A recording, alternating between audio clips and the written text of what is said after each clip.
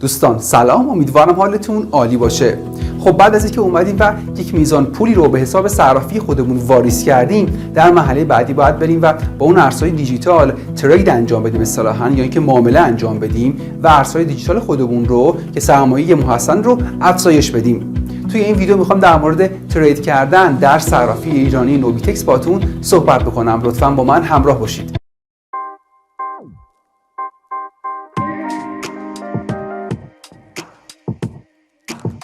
بریم به سراغ مهمترین بخش از آموزش صرافی نوبیتکس، یعنی خرید و فروش، و من این رو براتون توضیح بدم. فرض بکنید که من میخوام بیام و 100 میلیون تومان پول رو اینجا تبدیل بکنم به بیت کوین. در قدم اول کاری که باید انجام بدم این هستش که بیام و اون 100 میلیون تومان پول رو به حساب ریالی نوبیتکس خودم واریز بکنم، همون کاری که دقیقاً ما انجام دادیم. در مرحله بعدی باید بیام و یک معامله انجام بدم و توی این معامله بیام ریال خودم رو تبدیل بکنم به بیت کوین. بعد از اینکه بیت کوین رو خریدم، به شکلی اتوماتیک نوبیتکس میاد و اون بیت کوین رو به کیف پول بیت کوینی من واریز میکنه. به طور مثال میاد و 1/10 بیت کوین به حساب کیف پول من واریز میکنه. در ادامه این ویدیو من به شما به طور کامل توضیح خواهم داد که دقیقاً چه کاری رو باید انجام بدید. برای اینکه بخوایم وارد بحث خرید و فروش ارزهای دیجیتال بشیم، دو تا اصطلاح هستن که این دو تا اصطلاح خیلی خیلی مهمن و چه در صرافی داخلی و چه در صرافی خارجی ما با این موضوع خیلی کار داریم. مفهوم اول سفارش یا همون اوردر هست. خب زمانی که شما میخواین خرید بیت کوین رو انجام بدین، اول باید تصمیم بگیرید که میخواین در چه قیمتی بیت کوین رو بخرید. به طور مثال من میخوام بیت کوین رو در قیمت 1 میلیارد تومان بخرم. پس میام و یک درخواستی برای خرید بیت کوین در قیمت 1 میلیارد تومان در وبسایت نوبیتکس ثبت میکنم. پس دقت کنید که من فعلا فقط درخواست ثبت کردم. حالا در مرحله بعدی اگر یک فروشنده‌ای وجود داشته باشه که بخواد بیت کوین خودش رو در قیمت 1 میلیارد تومان به من بفروشه، در این حالت سفارش من تبدیل میشه به یک معامله و معامله انجام میشه. در حقیقت معامله حالتی هستش که هر دو طرف، یعنی هم خریدار و هم فروشنده، هر دوتا سر قیمت به توافق رسیدن و یک معامله انجام میشه. پس ما زمانی که یک سفارشی رو ثبت میکنیم به این معنی نیستش که ما حتما اون ارز دیجیتال رو خریداری کردیم. ما فقط اومدیم و یک سفارش رو ثبت کردیم. اگر که فروشنده‌ای در اون سمت معامله وجود داشته باشه، در مرحله بعدی این سفارش ما تبدیل میشه به یک معامله، و اگر که فروشندگی وجود نداشته باشه این سفارش ما کنسل میشه و پول به حساب ما برگشت داده میشه. پس لطفاً این دو اصطلاح رو به خاطر بسپارید، اصطلاح سفارش یا همون اوردر و اصطلاح معامله یا ترید. برای اینکه بخوام بیام و بیت کوین رو خریداری بکنم، داخل بخش داشبورد نوبیتکس و بعد بیام برای دکمه بازار اصلی از اینجا کلیک بکنم و بعد هم بر روی جفت ارز بیت کوین به تومان از اینجا کلیک بکنم. خاطرتون هستش که من در مورد جفت ارزها صحبت کردم. در نوبیتکس جفت ارز بیت کوین به تومان اینجا استفاده خواهد شد، یعنی اینکه بیت کوین در صورت کسر قرار گرفته و در مخرج کسر هم تومان قرار گرفته. باید تومان رو بدید و بیت کوین تحویل بگیرید. پس من بر روی دکمه کلیک میکنم. زمانی که بر روی دکمه بیت کوین به تومان کلیک کردید، ما رو وارد صفحه جفت ارز بیت کوین به تومان میکنه. خب دقت کنید که این صفحه که الان داخلش هستیم صفحه جفت ارز بیت کوین به تومان هست. در این صفحه بخش‌های مختلف رو میتونید ملاحظه بفرمایید که حالا من تک تک اینها رو بهتون توضیح خواهم داد. در بخش بالایی این صفحه یک چارتی رو ملاحظه می‌فرمایید که اگر با تحلیل تکنیکال آشنایی داشته باشید دقیقاً متوجه خواهید شد که این چارت همون چارت کندلستیک بیت کوین به تومان هستش. در بخش پایینی این صفحه یک باکس هست برای خرید بیت کوین و یک باکس هست برای فروش بیت کوین. بریم و روی اسلاید اینها رو با هم دیگه بررسی بکنیم. ما برای اینکه بخوایم بیایم و یک سفارش رو در نوبیتکس ثبت بکنیم، میتونیم دو تا کار رو انجام بدیم. میتونیم بیایم و از نوع سفارش لیمیت یا همون محدود استفاده بکنیم و میتونیم بیایم و از نوع سفارش مارکت یا همون سفارش سریع استفاده بکنیم. من توی این دوره هر دو مورد رو برای شما بررسی خواهم کرد. فعلا در بخش اول بریم به سراغ سفارش لیمیت یا همون سفارش محدود. همونطوری که قبلا گفتم خدمتتون، صرافی نوبیتکس یک پلتفرم معاملاتی هست و خریدار رو به فروشنده متصل میکنه. خب ما به عنوان خریدار میتونیم بیایم و قیمت پیشنهادی خودمون رو مطرح بکنیم و تعدادی فروشنده هم هستن که اگر قیمت ما با اون فروشندگان یکسان باشه اون معامله انجام میشه. در حقیقت به این نوع سفارش که توی اون سفارش میایم و قیمت پیشنهادی خودمون رو مطرح میکنیم به اون میگن سفارش لیمیت یا محدود. حالا ما برای اینکه بخوایم بیایم و یک سفارش محدود رو ثبت بکنیم نیاز به 3 مورد داریم. اولین مورد این هستش که ما میخوایم یک ارز دیجیتال مثل بیت کوین رو در چه قیمتی خرید بکنیم. به طور مثال من میخوام بیام و بیت کوین رو در قیمت 1 میلیارد تومان خرید بکنم، یعنی که یک واحد بیت کوین معادل 1 میلیارد تومان باشه. یعنی من میخوام برای یه دونه بیت کوین معادل 1 میلیارد تومان پرداخت بکنم. در مرحله بعدی باید بیام و بگیم که خب من میخوام چه میزان بیت کوین بخرم، من میخوام چه میزان بیت کوین رو در قیمت 1 میلیارد تومان خرید بکنم. به طور مثال میگم که من میخوام نیم بیت کوین رو در قیمت 1 میلیارد تومان خرید بکنم. و سوال آخر هم این هستش که خب من اگر بخوام بیام و نیم بیت کوین رو در قیمت 1 میلیارد تومان خرید بکنم باید چقدر تو حسابم پول داشته باشم؟ میام این نیم رو ضرب در 1 میلیارد تومان میکنم و حاصل میشه 500 میلیون تومان. یعنی که من اگر بخوام بیام و نیم بیت کوین رو در قیمت 1 میلیارد تومان خرید بکنم باید در حساب خودم 500 میلیون تومان پول داشته باشم. پس ما برای اینکه بخوایم بیایم و یک سفارش لیمیت یا محدود رو ثبت بکنیم نیاز به این 3 مورد داریم. اگر بیایم وارد صفحه بیت کوین به تومان بشیم، دقیقاً توی این باکس سبز رنگ هم به ما داره این رو نشون میده. دقیقاً این باکس سبز رنگ برای ما یک سفارش لیمیت برای بیت کوین رو ثبت میکنه. خب در بخش بالا هم خدمتتون عرض کردم، فرض بکنید من میخوام بیام و بیت کوین بخرم. میام در بخش بالایی میگم که خب من میخوام چقدر بیت کوین بخرم. فرض بکنید که میخوام بیام و نیم بیت کوین رو خریداری بکنم. اینجا مینویسم نیم. در بخش بعدی میگه خب شما میخواین یه بیت کوین رو در چه قیمتی بخرید؟ مثلا من میگم که میخوام یک بیت کوین رو در محدوده 1 میلیارد تومان خرید بکنم. پس اینجا گفتم که میخوام یه بیت کوین رو روی قیمت 1 میلیارد تومان بخرم و این بالا هم گفتم که میخوام نیم بیت کوین بخرم. پس میام این عدد نیم رو ضرب در این عدد 1 میلیارد تومان میکنم و میشه 500 میلیون تومان. من باید این مبلغ رو داخل حسابم موجود داشته باشم تا بتونم این میزان بیت کوین رو بخرم. حالا موجودی من چنده الان؟ موجودی من 400,000 تومانه، درسته؟ میخوام بیام همین مقدار رو باش بیت کوین بخرم. بیام برای این دکمه انتخاب از اینجا کلیک میکنم. وقتی من این کلیک بکنم روش، خود نوبیت ایکس به شکل اتوماتیک میاد برای من این محاسبات رو انجام میده و میگه که شما اگر بخواید که با این مبلغ موجودی خودتون خرید بکنید میتونید بیاین و 14,000 بیت کوین رو خرید بکنید. در قدم بعدی باید بیام و بگم که خب من میخوام یه بیت کوین رو چه قیمتی بخرم. در حال حاضر قیمت بیت کوین نزدیک به 1 میلیارد و 380 میلیون تومانه. چون من میخوام بیت کوین بخرم باید بیام و به اون بخش پیشنهاد فروش نگاه بکنم. در حقیقت اینجا یک لیستی هست از فروشندگان بیت کوین و چون من میخوام بخرم باید بیام از این فروشندگان بیت کوین بخرم، درسته؟ وقتی من بیام و به این بخش فروشندگان نگاه بکنم دقیقاً میتونم متوجه بشم که قیمت حدودی بیت کوین الان چنده. همونطور که ملاحظه می‌فرمایید الان قیمت حدودی بیت کوین نزدیک 1 میلیارد و 385 میلیون تومان است، درسته؟ پس رنج قیمتی بازار رو من متوجه میشم. حالا میتونم بیام اینجا مثلا وارد بکنم که 1 میلیارد و 380 میلیون تومان. پس من الان اینجا گفتم که میخوام بیام و 14,000 بیت کوین رو در قیمت 1 میلیارد و 300 میلیون تومان خرید بکنم. در بخش این پایین چی نوشته؟ نوشته که شما اگر بخواید بیان و این خرید رو انجام بدید نیاز دارید تا 399,000 تومان پول داشته باشید که خب من این پول رو داخل حسابم موجود دارم. در مرحله بعدی میام برای دکمه خرید از اینجا کلیک میکنم. بعد از چند ثانیه من اگر بیام پایین همین صفحه تو بخش سفارشات تأخیر شما اگر بیام اینجا من نشون میده که دقیقاً سفارش که من ثبت کردم به چه صورت هستش. من اینجا سفارش خریدی رو ثبت کردم که گفتم میخوام یک بیت کوین رو در این قیمت خریداری بکنم و اینقدر هم میخوام بیت کوین بخرم. خدمتتون عرض کردم که دقیقاً این سفارش به این معنی هستش که من درخواست خودم رو ارسال کردم ولی هنوز فروشنده‌ای با این قیمت وجود نداره. به همین علت سفارش من تبدیل به معامله نشده. شما میتونید یک لیستی از کل سفارشاتی که دارید رو داخل این بخش هم ملاحظه بکنید. من اگر بیام اینجا در بخش بالایی سایت برای دکمه سفارشات باز از اینجا کلیک بکنم من میبره به یک صفحه‌ای که نوشته سفارشات باز. پس دقت بکنید که این سفارشات است که من ثبت کردم ولی هنوز تبدیل معامله نشده به خاطر اینکه در اون سمت معامله هیچ فروشنده‌ای با این قیمت وجود نداره. پس اگر میخوام معامله انجام بشه باید برم و قیمت خودم رو افزایش بدم. برای اینکه معامله انجام بشه میام این رو از جا لغوش میکنم. بعد برمیگردم به صفحه بازار اصلی و بیت کوین به تومان.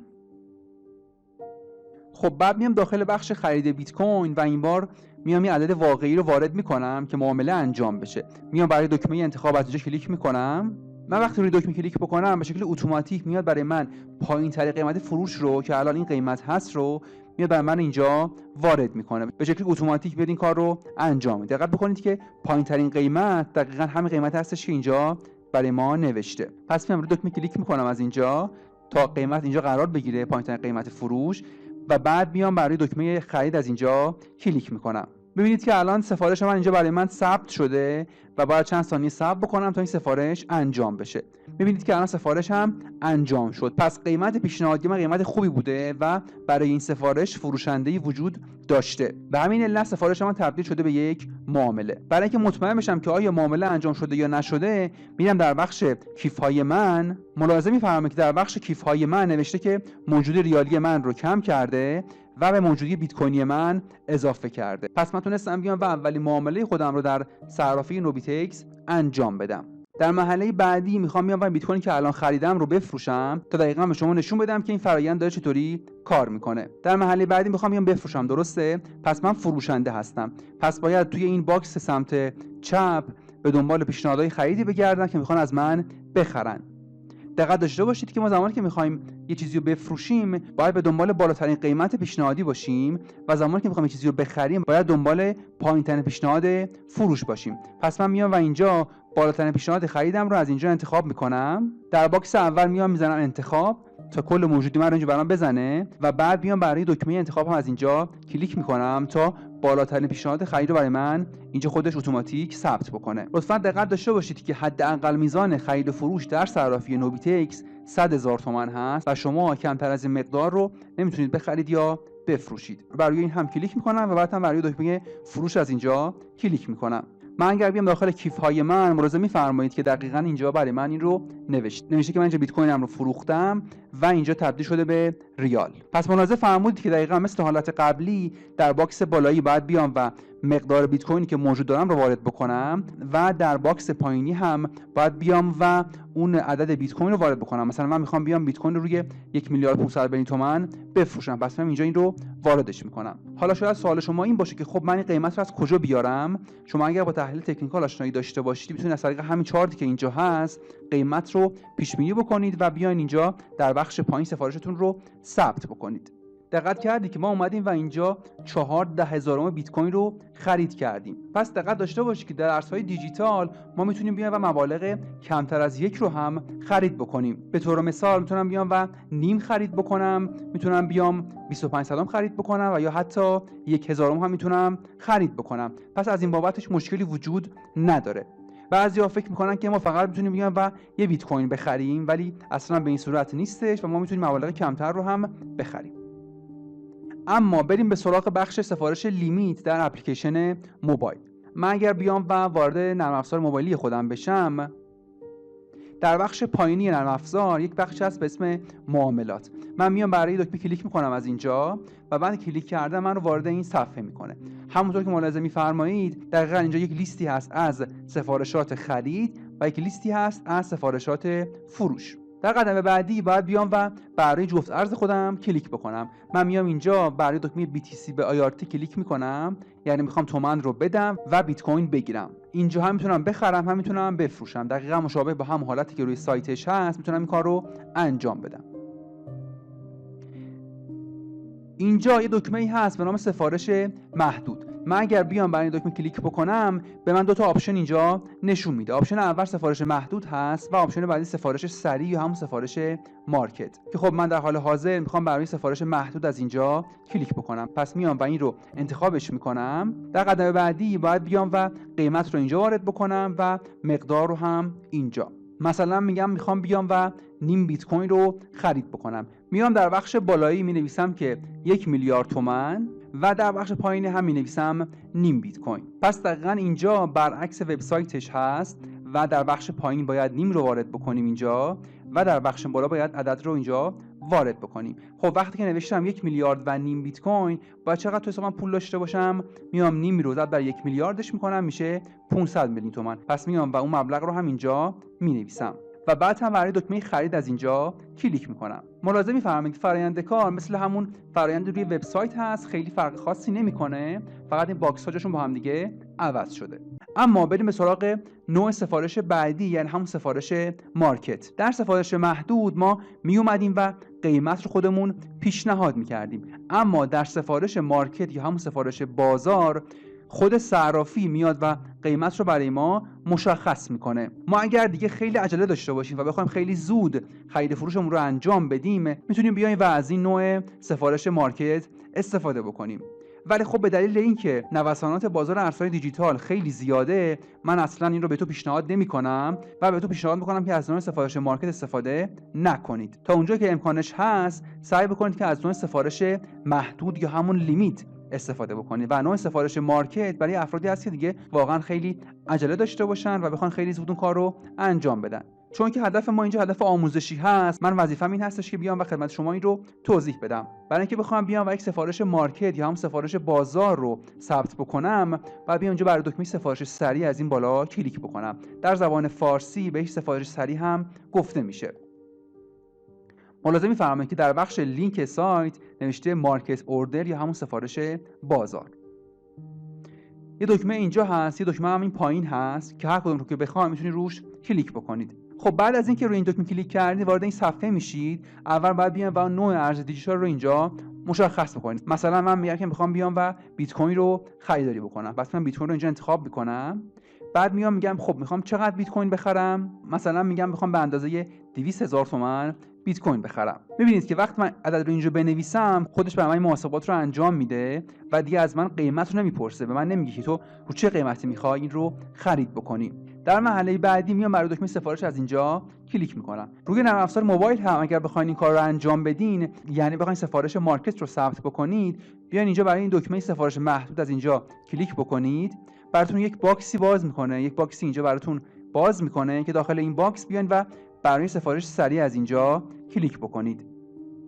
بعد که انتخابش کردین اینجا براتون مینویسه سفارش سریع.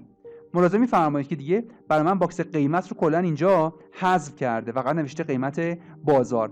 فقط از من مقدار بیت کوینم رو میخواد که من چقدر بیت کوین نیاز دارم و چقدر میخوام پول بدم. اینو از من میگیره و دیگه قیمت رو از من نمیگیره. خود صرافی به شکل اتوماتیک میاد و قیمت رو برای من مشخص میکنه. بعداً در صرافی بایننس هم با این آشنا خواهیم شد. این نوع سفارش مارکت در اکثر صرافی‌های ارز دیجیتال وجود داره. یه بخشی هم داشتیم داخل صفحه بیت کوین به تومن، یک بخشی داشتیم که تحت عنوان پیشنهادهای فروش و پیشنهادهای خرید. همونطور که خدمتتون عرض کردم در بخش پیشنهادهای فروش شما دقیقاً دارید فروشندگانی رو می‌بینید که اومدن و پیشنهاد فروش خودشون رو اینجا عرضه کردن و در بخش پیشنهاد خرید هم شما دارید پیشنهادهای خریدی رو می‌بینید که اینجا قرار گرفته. ما اگر بخوام بیایم و بیت کوین رو خریداری بکنیم باید بیام از این باکس سمت راست فروشنده‌ای رو پیدا بکنیم و اگر بخوام بیت کوین بفروشیم باید بیام از این باکس سمت چپ خریداری رو پیدا بکنیم. همچنین کاربرد این باکس این هستش که ما اگر بیایم و به این باکس نگاه بکنیم تقریبا به ما نشون میده که حدوداً قیمت توی بازار چنده، یعنی یه بیت کوین معادل با چه مبلغی هستش. داخل اون صفحه یک بخش دیگه‌ای هم هست به نام معاملات اخیر بازار. در این بخش ملاحظه می‌فرمایید که دقیقاً چه معاملاتی با چه قیمتی بر روی اون جفت ارز انجام شده. من اگر بیام داخل صفحه بیت کوین به تومن، بیام در بخش پایین ملاحظه می‌فرمایید که اینجا پیشنهادهای فروش هست، این پیشنهادهای خرید هست و در بخش پایین این صفحه نوشته معاملات اخیر بازار. اما یک بخش مهم دیگه‌ای هم داخل نوبیتکس هست به اسم بازارهای حرفه‌ای. در حقیقت توی بازار حرفه‌ای تمامی جفت ارزها یک سمتشون با تتر یا همون USDT هستش. قبلا خدمتتون عرض کردم که USDT معادل با $1 آمریکا هست و شما وقتی می‌بینید که یک طرف جفت ارز USDT هست منظور همون قیمت دلاری اون جفت ارز هستش. فقط دقت داشته باشید که قیمت بیت کوین در صرافی نوبیتکس که به دلار هستش در بخش بازار حرفه‌ای این قیمت به دلار مخصوص به خود صرافی نوبیتکس هست و ممکنه که با قیمت بازارهای جهانی متفاوت باشه، به خاطر اینکه همونطور که خدمتتون عرض کردم نظام عرضه و تقاضا در هر صرافی مخصوص به همون صرافی هست و فروشندگان این صرافی با فروشندگان صرافی دیگه متفاوت هستن. من اگر بیام وارد بخش داشبورد بشم در مرحله بعدی نوشته که بازار حرفه‌ای. بیام برای این کلیک بکنم. می‌بینید که اینجا در بازار حرفه‌ای تمامی جفت ارزها همشون به تتر محاسبه میشن و دیگر اینجا تومان مطرح نیست. مثلا من اگر بیام بر روی بیت کوین به تتر اینجا کلیک بکنم، من رو وارد صفحه بیت کوین به تتر میکنه. همونطور که ملاحظه میفرمایید الان قیمت بیت کوین نزدیک به $51,000 هست. خب من اگر بخوام بیام و اینجا بیت کوین خرید بکنم با استفاده از تتر، خب میبینم که موجودی تتر من 0 هست. من اول باید برم و در بخش بازار اصلی در بخش تتر به تومن بیام و این رو خریدش بکنم، یعنی اول بیام تتر رو بخرم و بعد برم وارد بخش بیت کوین به تتر بشم و معامله دلاری خودم رو انجام بدم. من میام در بخش تتر به تومن کلیک میکنم اینجا و مثلا میخوام بیام و این میزان رو تتر بخرم. بر روی این کلیک میکنم، بر روی این هم کلیک میکنم تا به من آخر قیمت بازار رو بده و بعد هم بر روی دکمه خرید از اینجا کلیک میکنم. بعد میام وارد بخش کیف های من میشم. ملاحظه میفرمایید که نوشته من الان $14.92 موجود دارم. در مرحله بعدی میتونم برم و در بخش بازارهای حرفه‌ای بیام در بخش بیت کوین به تتر و الان چون که موجودی تتر دارم الان میتونم بیام و این خرید رو اینجا انجام بدم. میام برای دکمه کلیک میکنم، بعد هم برای این دکمه کلیک میکنم که به من پایین‌ترین پیشنهاد فروش رو بده. میبینید که اینجا به من میگه من میتونم اینقدر بیت کوین خرید بکنم. پس دقت میفرمایید که در این صفحه‌ای که الان هستیم جفت ارزمون بیت کوین به تتر هست، یعنی اینکه بیت کوین در صورت کسر هست و تتر در مخرج کسر. اینجا من نوشتم که میخوام یک بیت کوین رو در قیمت $51,900 بخرم و این بالا گفتم که میخوام چه میزان بیت کوین رو خریداری بکنم.